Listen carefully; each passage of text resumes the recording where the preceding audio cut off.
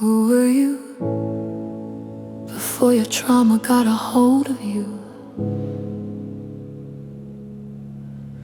Who were you? People were asking me when I left Germany, I'm a TV host in Germany, why do you go to Cannes? And then I was thinking, well, European people came many years, 100 years ago to Africa to explore Africa. And I come to Cannes to explore Europe with my African family, with my brothers and sisters, to be here, to network and to connect. This is why I'm here. So I think this is the idea of this forum as well, to engage philanthropists and funders interested in investing in creativity and cultural approaches to social change, and also to practice cross-learning among filmmakers, philanthropists, and development participation. I think this is a good opportunity, and the most important thing is storytelling in this moment, and how can we channelize storytelling, and how can we put different powers together and equally canalize everything. Storytelling, philanthropy, and creativity can help shape culture and create opportunities for future generation. This is why we are here together today. And I'd like to open this forum and this panel at this moment with Mosun Layode, Executive Director of APF. Please welcome her with a great applause on stage. Thank you so much. You know, you can't help but notice his style. When I walked into the space, I was like, who is this? So thank you for gracing us with such African presence and for setting us off on a good note. My name is Mosun Layode, Executive Director at African Philanthropy Forum. And I want to start by first apologizing for the late start of this event. It is not our style, but we also recognize that everyone is juggling a lot in Cannes, and things are moving in many directions. But we're happy that you're here, that you give us your time, because you have competing priorities, but you prioritized APF, and we're really honored that you made the time to join us today. I just want to share a bit about APF. I'm not going to take up a lot of time because we need to make the most of the time that we have left. For those who are not familiar with us, we're a nonprofit organization. We were established by the Global Philanthropy Forum in San Francisco. We're African Philanthropy Forum. And so recognizing that our work is Africa focused and based in Africa, we were incubated in the first couple of years by the Global Philanthropy Forum, but we became an independent entity in 2017, registered in Nigeria and in South Africa.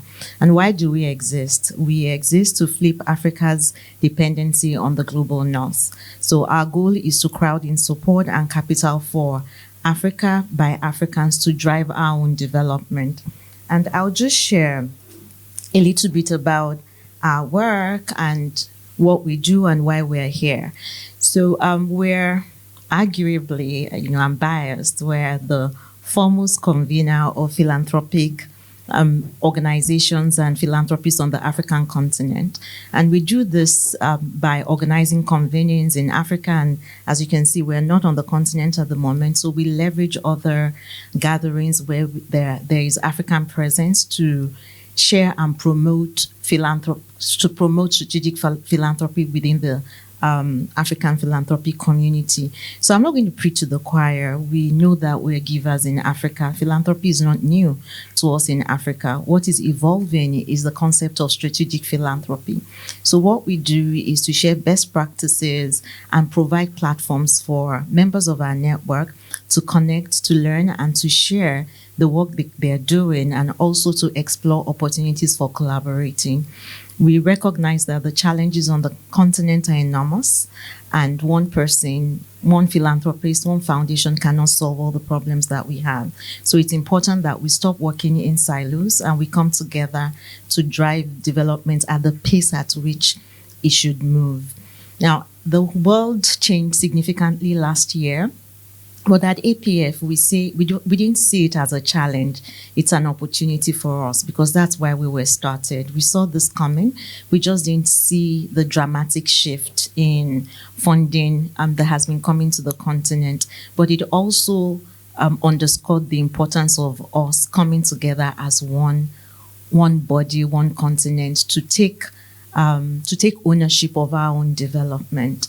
And we, in addition to our convenings and, creating these spaces such as this, we also engage in research work to help inform the work that members of our community do, to help them invest in the areas, issue areas that may not be popular, often neglected, but they are important to drive development. And that is why this convening is particularly important. I've had a few conversations here today, and I say I'm totally new to entertainment and film. Beyond being a consumer of entertainment, I have never really been immersed in this space. This is my first time at the film festival, not in Cannes, but at the film festival. And at APF, this is very new territory for us, because while we bring philanthropists together, we haven't really brought them together around this sort of issues. So why are we here? A couple of years ago, we partnered with a great supporter of APF, the Gates Foundation, that we have partnered with for several years, but in a different way. And that partnership is really to work with the APF to implement an initiative that is aimed at shaping the donor agenda in Africa by promoting investments that respond to the needs of young people and advance gender equity. The initiative recognizes the social norms, particularly those shaping opportunities for women and youth, are deeply influenced by culture, storytelling, and belief systems. And as part of this effort, we had deep conversations in focus group discussions with members of our community. And by our community, I mean the philanthropists themselves, the leaders of foundations, of philanthropic foundations. But we also engaged with producers, directors. We engaged with faith leaders, because they also have significant influence on how norms are shaped. And that influenced or helped shape our very first convening, which we had on the sidelines of the Africa Film Festival in Nigeria in November 2025. And that was a great outing. We learned a lot from that, but we also learned that we need to broaden the audience beyond those that we initially started to engage with, and that's what brought us to Cannes. The initial findings from our engagement with members of our network really point to the need for us to change strategy, to rethink how we're engaging philanthropists within our network. Because traditionally, members of our network would fund the issue areas that we're all familiar with, like health, education, youth empowerment, but they really don't look at areas like film and entertainment as ways that we can transform social norms. And that is why we're learning more from communities such as this to help shape the way we engage with them, to bring them into the space and meet them where they are and open up their minds in a way that they find easier and they find easier entry points to supporting creatives and supporting those working in entertainment at the intersection of entertainment and social impact. So that is why we're here, and we're going to be having a series of conversations today with those who are more immersed in this space and those who are also working at the intersection of entertainment and philanthropy. I know there aren't many philanthropists in the room, but we're about building bridges. We work with the philanthropists. A lot of the people in the room are the creators, they're the creatives, the entertainers. And so we want to hear from you, learn from you, to help us take back the relevant information and knowledge to members of our community in a way that we can work closely together to drive development indices on the continent. Before I hand it back to our MC, who is going to introduce the speaker, the first speaker, I want to start. I just want to recognize a couple of people in the room. I want to recognize our board member, Vanessa Moungar, who is here. Thank you very much for joining us. She is here in France. She is based in France, but immersed on the continent. And we're really happy that she can be with us today. I would also like to recognize members, members of the team at the Gates Foundation for their support and also being here. It's a really busy period for everyone in Cannes, but you made the time, and you will still hear from one of the team members during the panel discussion. So thank you very much. At the end, I will still say a big thank you to Aminata for putting this together. I am a novice here, but she organized this. So grateful to her and her team. Thank you very much, and over to you.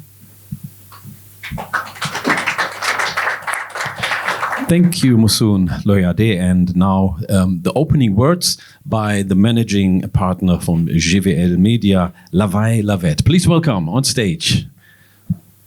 Yeah, it's yours. Don't be shy. You'll be welcomed warmly on stage to speak the opening words here to the audience. Your microphone. All righty. Thank you. Good afternoon.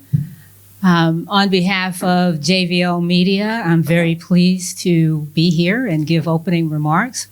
I think it is very admirable what the organization is doing, and partnering is what we try to do as well. From philanthropy to talking about or giving a platform for diverse voices is what we're all about. And being from the diaspora, meaning the United States side, my partners and I are African. And we believe that now is the time, it's been our time, to tell our stories. We are story hunters and we are storytellers. And it is our mission to help support those that are doing that, those that are trying, immersive voices, old voices, all voices. And I'm very pleased with what has been assembled here with the panelists. I think you all are in for a treat from the discussions, from what's happening in finance, what's happening in us telling our stories, what's happening in developing an ecosystem so that those stories have a place. And so that is what we are supporting. That is our vision. That is our mission. And we support your organization. And we are here to partner. We are here to be allies. We are here to make sure that now is the time that global Africa is globalized. So I guess I'll say welcome to everyone and enjoy the panel. Thank you. Thank you, Laville, for these words, and I think that was the right words for this festival, for AfroCannes, for African and Afro-diasporan people to get together. We have to think global when we get together. And now we get to a fireside chat, and I'd like to ask Mosun Layode back again on stage, and also Vanessa Moungar. Welcome. So now we get to sit. Is the middle, what works for you, the middle? Okay. Yes, please.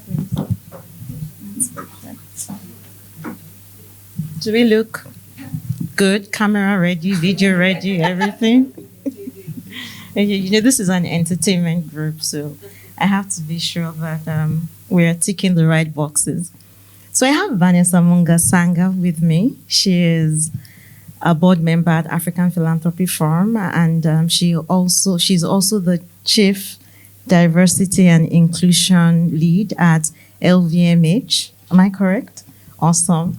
And Vanessa is not here because she's a board member. She's not seated on the side just because she's a board member. She's seated on the side because she has a wealth of experience in this space. Before LVMH, she was at Africa Development Bank doing a lot of work around gender and with creatives. And before then, she was at the World Economic Forum. Impressive resume. And I would also let her share a bit about her background. But the first question I have for Vanessa is really how her journey over time, her experiences have brought her to this space where it's, you know, she's relevant to today's conversation. What have you, in your experience and work over the years, what have you seen that makes you have the conviction that this is an important conversation? Thank you so much, Mosun, and good afternoon, everyone. It's a pleasure to be here with you on that topic, those topics that are very dear to my heart indeed, gender equality, women empowerment, but also the power of the creative industries. And you've said it, I've had the privilege of working in different regions of the world. I would say the golden thread has always been how to try and level the playing field in terms of access to opportunity and creation of potential opportunities for everyone, for whoever wants to do it. And one thing that I've seen in my different positions is the untapped potential of women's potential on the continent, as well as the creative industry's potential. So when you bring these two together, there's no limit to what we could get. I think there's huge economic potential to start with, job creation, wealth creation. I mean, look at Nollywood already, if we focus on the creative industries. And I'm sure so many of our countries have more stories to tell.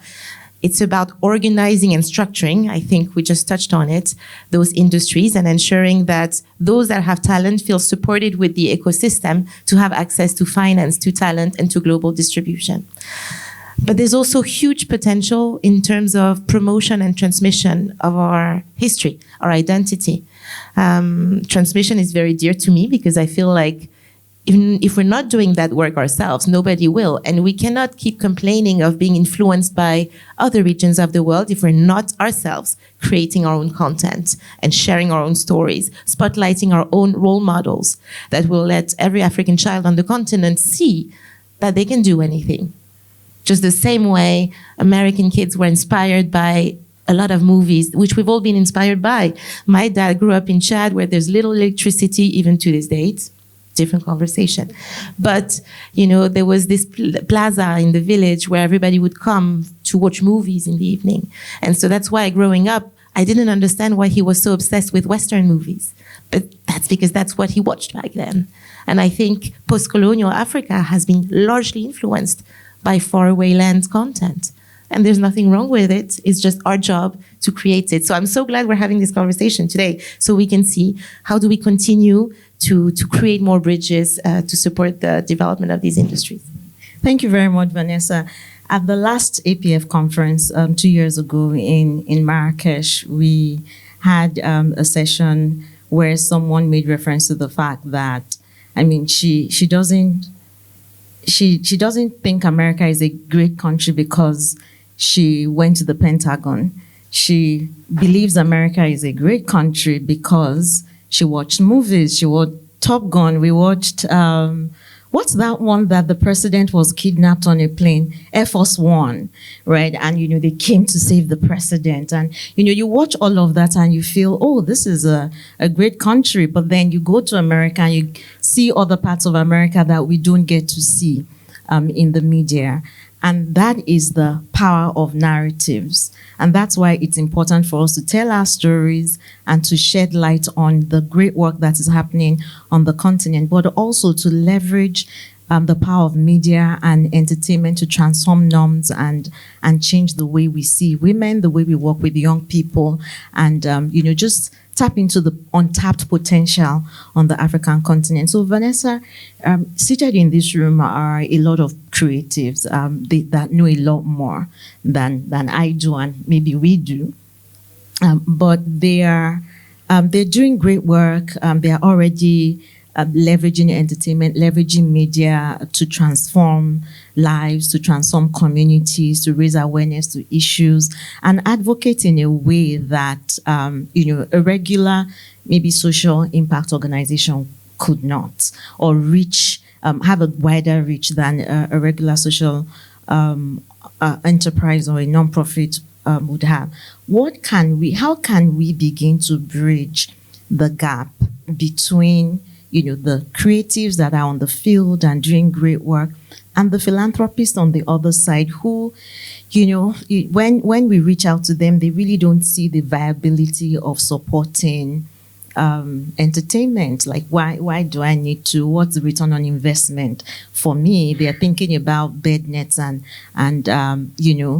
addressing the immediate issues they see all around, and they feel like, oh, there's so much poverty around me. I want to pay for scholarships. I want to do this, that, and the other. Why should I invest in entertainment? Like, what does it do for me, or what does it do for us? How can we begin to bridge that gap? What can we, from the philanthropic side of what we do, and understand from our community, what can we bring to the entertainment creative side, and what can we take from the creative side back to the philanthropists? That's long and windy, but I hope you can make something out of it. Just a couple thoughts, maybe. I think reach is what you mentioned. That is a huge potential. You're trying to pass on a message, and I'll talk about gender and women empowerment in particular, to girls. How do you do that at scale? And the more I've been working on those issues, the more I've realized the importance of role models. People really need to see, to believe they can be. And I think nothing can do it like the film industry. So many girls on the continent are still not going to school, might never hold a book in their hands, but they'll see a movie. So huge potential for reach, huge potential for pride creation. I think we need more pride as well in our stories, in our history. We also need to create content in the era of AI. So we talk about AI all the time, and we say it's biased. It's biased because it's based on available content, and nobody will create our content if it's not us. So I always come back to the same idea. It's our job as Africans to develop our industries, to support our own people. Now, the challenge is there's so many talented creatives on the continent and in the diaspora that don't have access to the necessary infrastructure, to funding. So that's why I think it's important we're doing this as APF, because we have a community of philanthropists who want to make a difference. And we need to ensure that we shape and say out loud what it means, the impact, this narrative, that we help them understand each other better. Because the old way of doing development, if it was working really well, we wouldn't be where we are. So we need to be innovative. We need to put the money in the hands of people so they can create wealth. This old thing is not, teach people how to fish. It's, no, don't give them fish, teach them how to fish. And so I feel like there's a tipping point. If I want to stay on the positive side, more and more conversations are created around the potential of creative industries to develop our economies. So we're getting there, but we need to be innovative. And for our finance community and for you creatives, I think this partnership is very interesting because it's patient capital. Grant funding or patient capital, more patient than typical equity funding, etc. I think we'll discuss it in the next part of the session, but there's win-win on both sides, and probably it's just two communities that don't talk to each other. So we'll continue try and build that bridge at APF, but also on other platforms. Awesome. And our upcoming conference, which I'll still share about, is really about building bridges. And in my closing question to Vanessa, because we'd love to move to listen to the panel of experts on these issues. Have you encountered any shining example of how creatives are transforming or shaping norms in your work? Yes, but I want to think about African examples, right? And I think, and for those of you who come to Cannes, I feel like every year there seems to be a little bit more space on the agenda, or some films from the continent being shown. But I think the big one, and I was living in Abidjan when it came out, that comes to my mind, is Black Panther. Well, it created so much excitement. People actually they dressed up to go to the cinema, etc. It was about having superhero figures that were African. And by the way, there were a lot of women, strong figures in that film. If you think of Women King as well, or if I think of Francophone movies like Fleur du Désert, touching upon female genital mutilation. You do that in a movie, it's very different from having a lecture on the pros and cons. So I think we have countless examples, and there's probably a lot more that I've never gotten to see just because they didn't have the right support and funding. So this is why this conversation is so important. Thank you, Mosun. Absolutely. Thank you very much, Vanessa, for sharing. We appreciate that. Yeah. So back to you. We're moving on to our panel. I'm not sure our moderator is here. Is Inya here yet? If she's not, I will moderate. So you could invite the speakers. Thank you. Okay, I think Inya is not here. Is that right? So I jump in. No problem. This is the African style. We are used to improvise and to make the best out of situations, so I'm trying to do that. And I thought, when you mentioned the word AI, which is biased, we should transform that to African intelligence, away from artificial intelligence, because we have the intelligence, we have the stories, and we have the heritage. And I think even gender equality was something we had before the colonial story, so I think we have to live that again. We knew what was right. So back to the roots, and then we can do things right. I think this is the right way. So let's get to the panel. Stories we fund, the futures we build. And I'd like to invite here on stage the Chief Executive Officer from Canex Creations Incorporated, Osahon Akpata. Please welcome. And also the Senior Partnership and Integrated Marketing Director from PINC, Malaika Biringumwani. And the Senior Program Officer, Gates Foundation, Asiatuba. Is she here? Yes. And the founder, Control Alt Shift, Tiny Mungwe.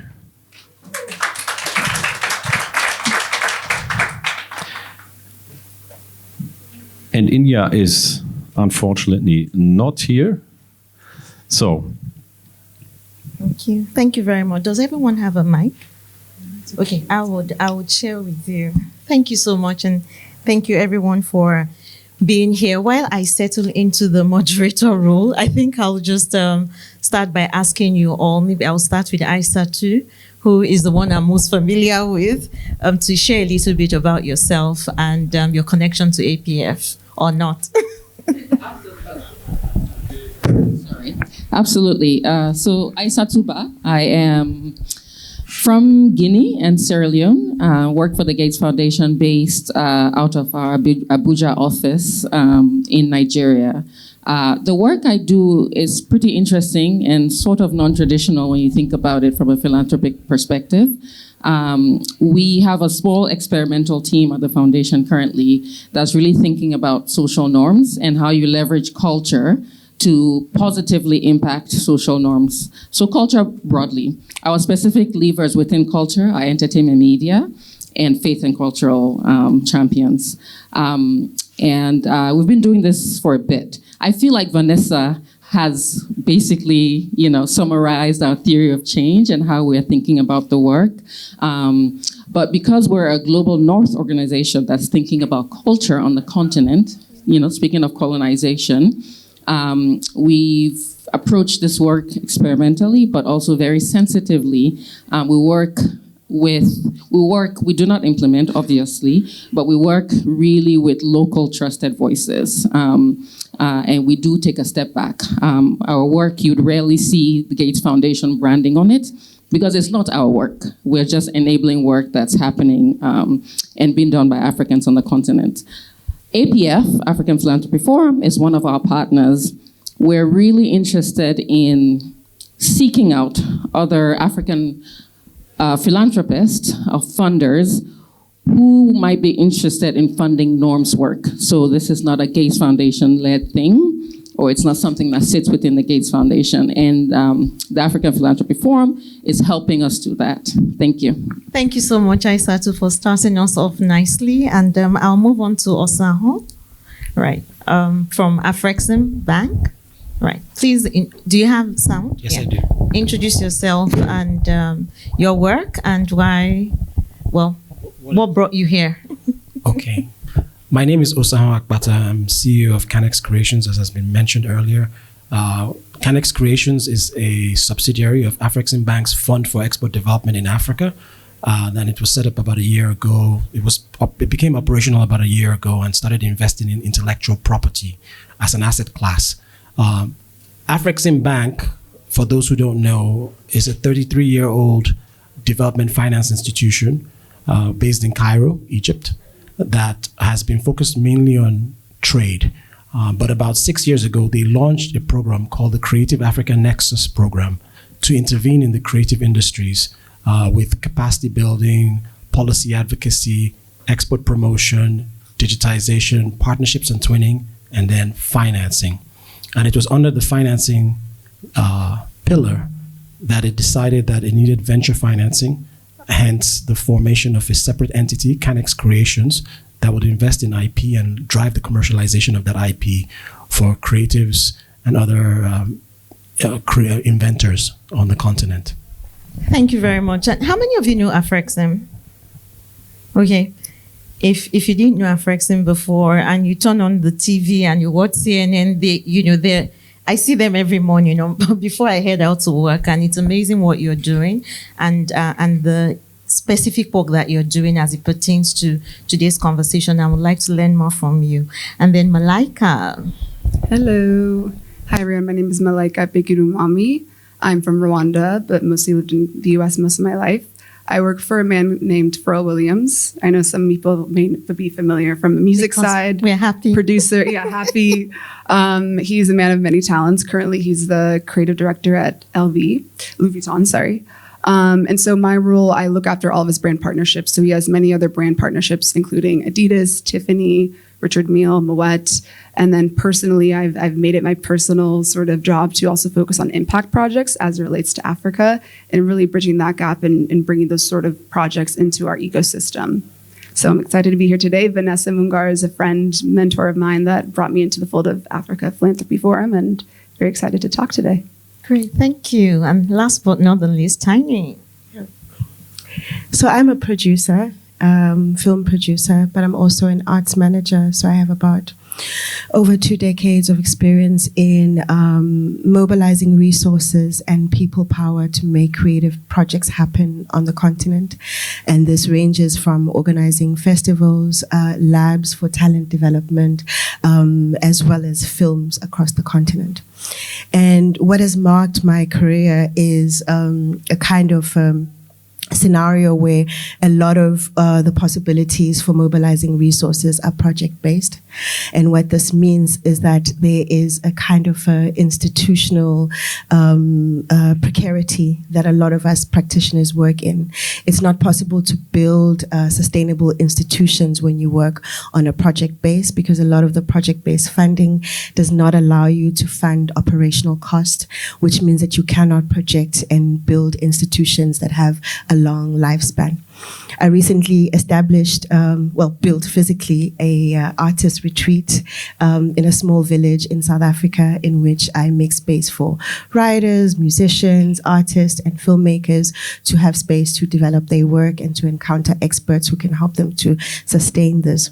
This is going to be a long story, but bear with me. And so in the process of researching how I could build a strategy for funding this, knowing this reality that I've just explained, I went to where most arts managers in my country go to, which is South Africa, which is we have a national lottery in South Africa, whose proceeds are for charities like sports, early education centers, as well as the creative arts.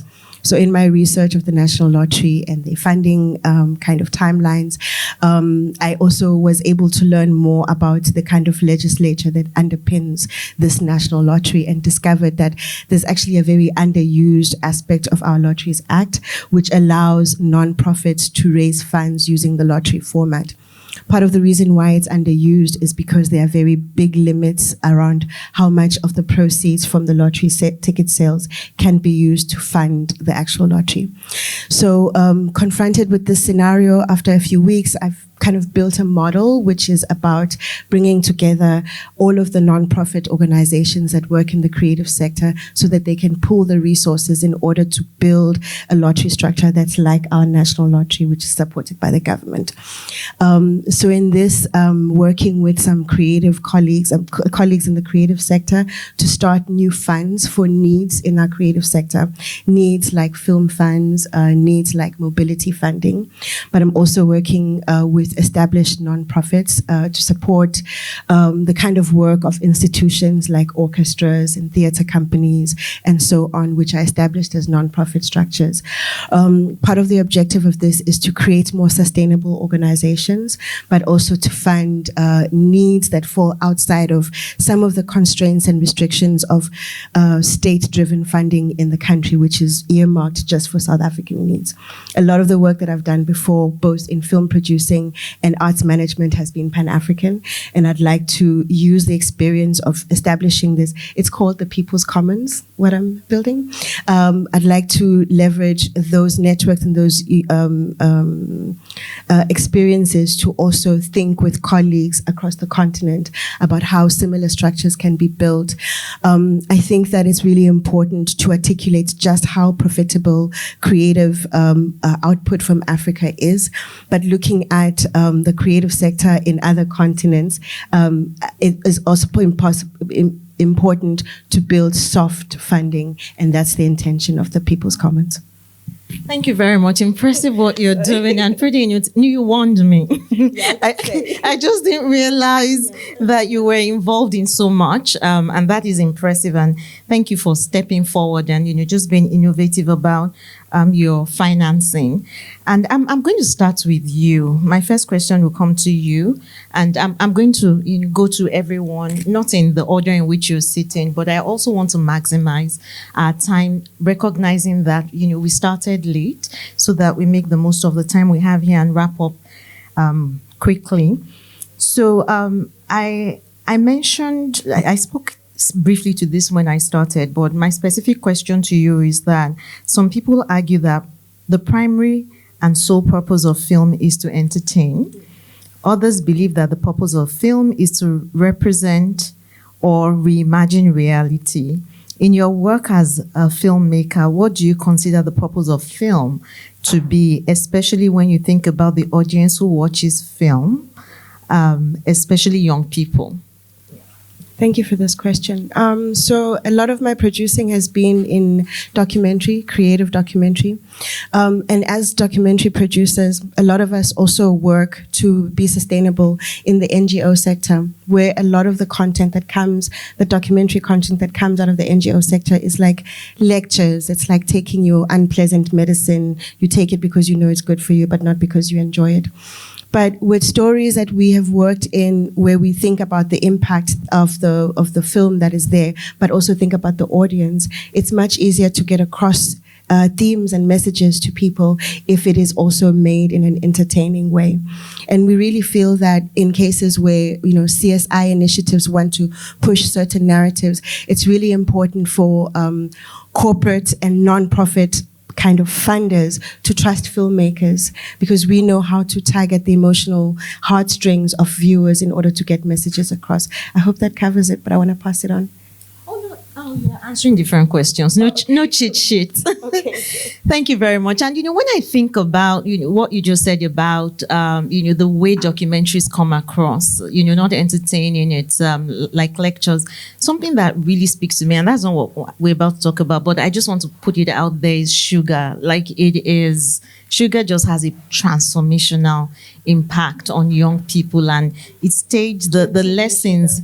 Yeah, MTV Sugar. Sorry, I should have said MTV. I didn't mean Sugar the Sweetener. Oh, really? Okay, I'm so sorry. I just thought you assumed that is SHUGA. Exactly. Right, so I'll come to you, Malaika. Our everyday realities and norms are shaped heavily by media and culture. We've been talking about that. What kind of stories do you believe are still missing from our scenes, particularly when we think about gender power and opportunity, and as it relates to the work that you do? Yeah, I mean, I think just speaking on personal experience, there's a lot of stories that we're still missing. And as it relates to African content, myself as a Rwandan living in America, I've been able to witness actually the way Black media has evolved in the last few years. And I think it's a useful lens for Africa.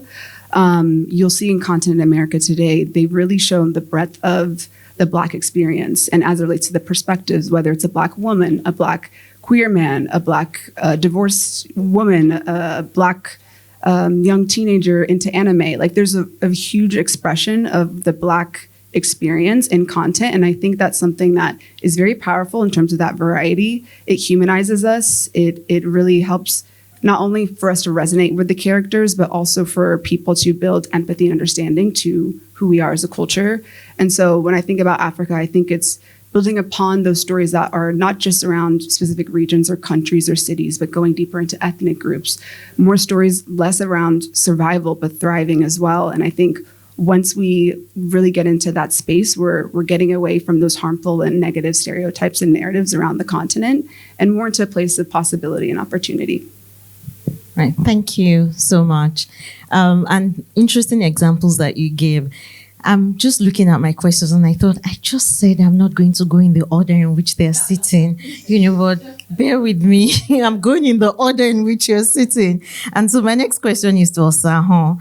And, as an investor and funder, it will be interesting to get your perspectives on, what you believe investing in stories that center young people and social change, or how you believe investing in this sort of stories around young people, gender, social norms can strengthen our economy. Because you're a bank, right? You are not a foundation. You're not, and as the British people say, you're not a charity. So why are you investing in this space? How is that translating into stronger economies on the African continent? So the whole idea of Canex Creations and why it was set up is because the organization understands that we need a sustainable sector, right? We need a sector that can monetize the content that it creates. And part of that is investing in the stories. The other part of that is making sure that the stories can be monetized. And the way you monetize stories is that you get them distributed domestically and globally. There are some constraints in distribution on the continent and everywhere in the world. To be very clear, independent films struggle when it comes to getting distribution anywhere in the world. And that's what we are essentially trying to solve, is how do we get these stories told in a way that's commercial enough for them to be able to earn the money back so that it can be done again and again and again. So why would we invest in stories that have a social angle to them? If that story has commercial legs, then we would be very willing to invest in it because we're not trying to lose our investors' money. We're trying to return it.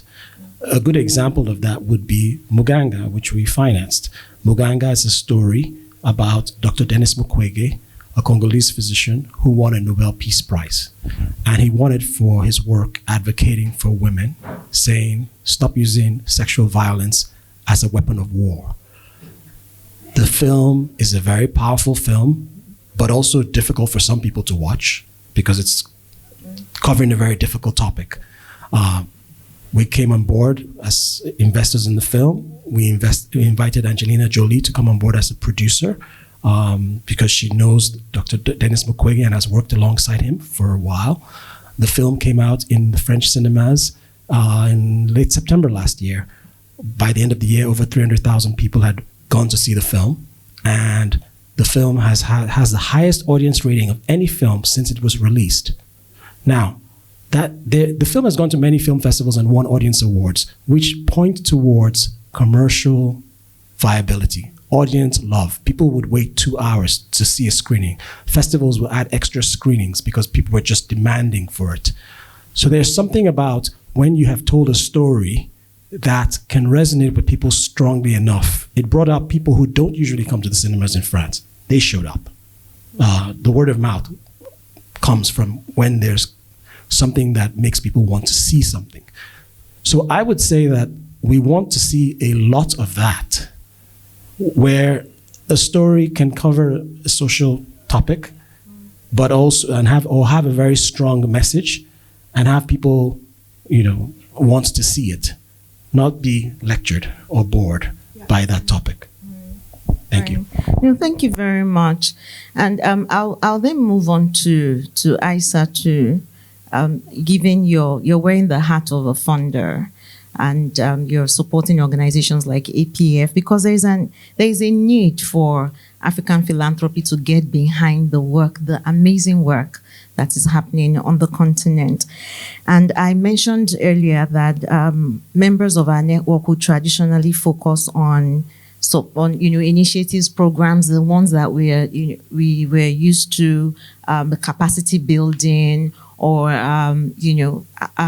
skills development initiatives, and the ones that have even maybe at one point or the other supported entertainment, just happened on it. It wasn't intentional. Right, and sometimes they happen in silos and they are not working closely together. And so my question to you really is, why do you think entertainment media should matter to African philanthropists and funders who want to support women and young people? Sorry. Thank you, Mosun. I really think traditionally philanthropy and development sector broadly we've underestimated the power of culture. We often focus on programs, services, and policies, and those are important. But we don't spend enough time thinking really about the stories shaping how people see themselves and how they see each other every day. We believe that entertainment media matters because it's a lever of culture. It's a very important lever of culture, and culture shapes norms before policies do. If young women constantly see stories where their ambitions are limited, where power is unequal, where their futures are uncertain, things are not accessible to them, it really influences what they believe is possible.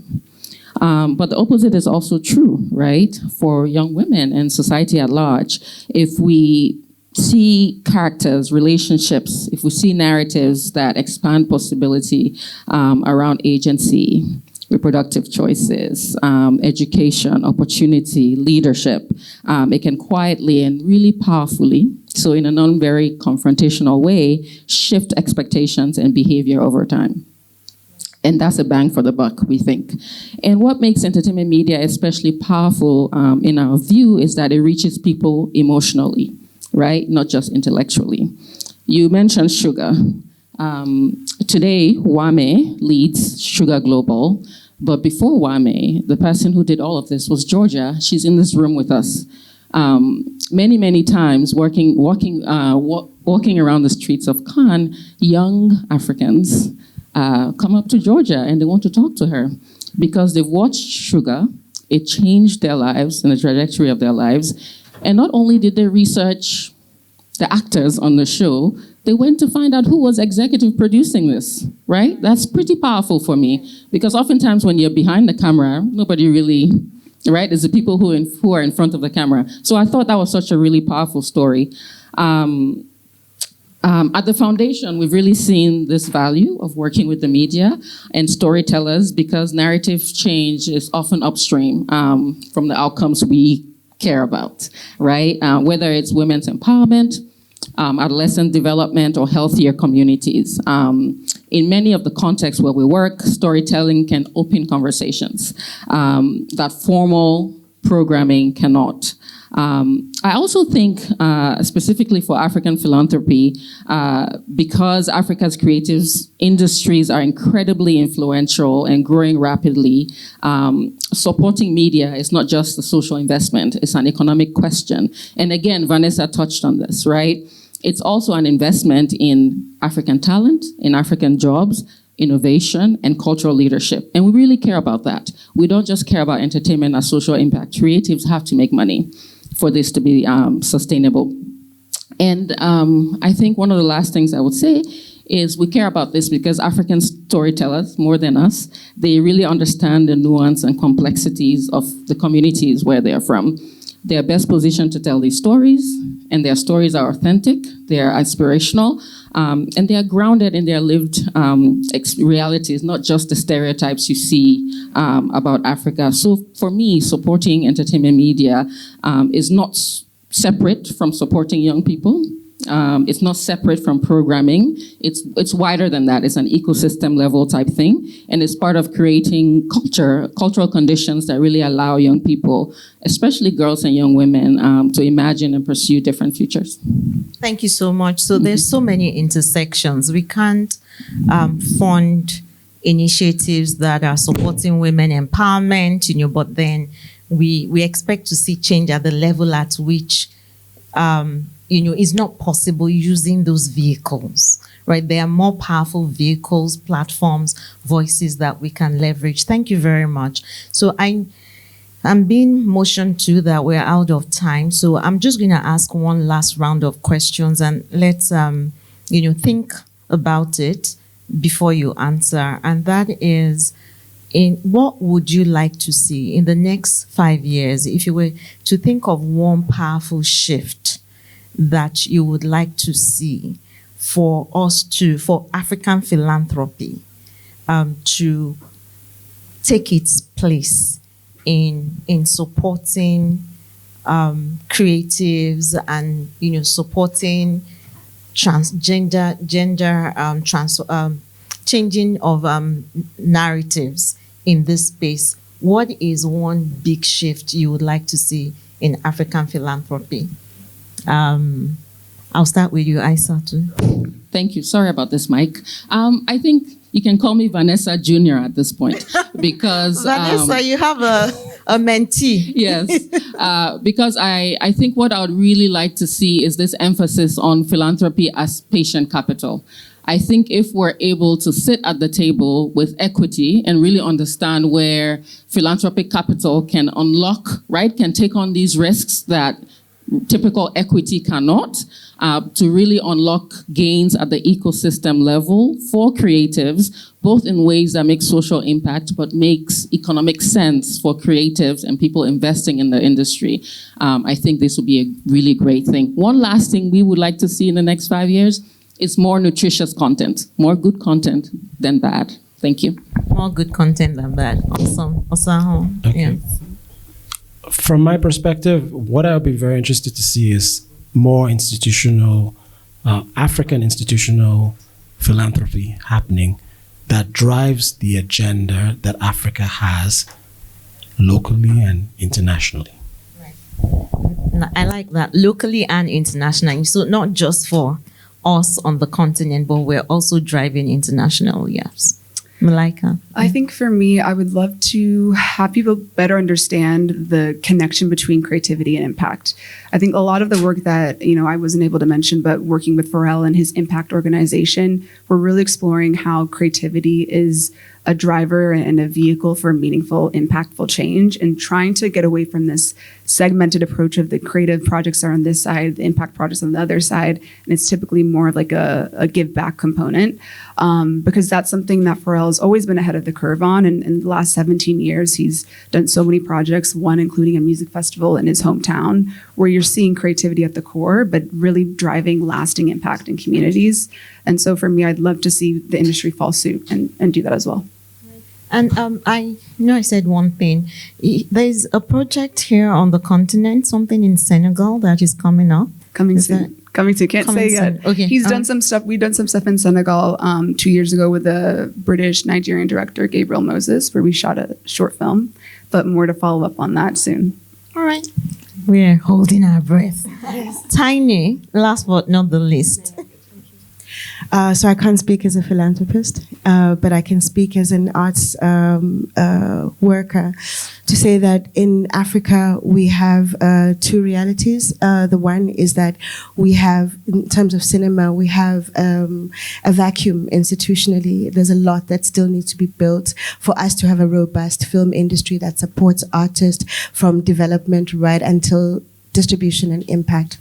The other one is that we have this youth demographic which is going to build the future audiences of the world. And so there's an opportunity for philanthropists and investors to invest in building these structures, both economically driven structures, but also enabling structures that can make creativity not only a reality, but a reality that allows people who make art to thrive, instead of the stories that we hear about people who make beautiful art and then die very humiliating deaths, and discourage families from making our heritage expressed through the arts in contemporary times. Thank you so very much. I appreciate it. A round of applause for our speakers. We have no time for Q&A. We would have loved to have that, but we're going to have a reception just outside, and you can reach out to, walk up to anyone you have questions for, and we'd be happy to share. So I will end by, just saying thank you to all of you for sitting through, waiting and being patient with us. And again, I want to thank our speakers, starting with, I do not want to mutilate this name, Lavette, managing partner at JVL Media. Again, I would like to thank Vanessa, who just gained a mentee in ISA too, for being here, and our panelists, Osahon, ISA too, Malaika, and also Tiny. Thank you so much for making the time to be with us. And finally, I want to say again, thank you to Aminata of ACA for being such an amazing partner, and ensuring that, we had this turnout and we had this conversation today. I will tell you that I know no one here, all the people that have spoken, I only know two people. I know Vanessa and I know Isa too. Every other person Aminata found. How she found them, I do not know, but I'm really grateful. They're amazing people that we want to continue to have conversations with. So thank you so much, Aminata. And finally, again, thank you to the Gates Foundation for supporting this body of work. Aisatu said something important when, in her opening, it's not a Gates agenda.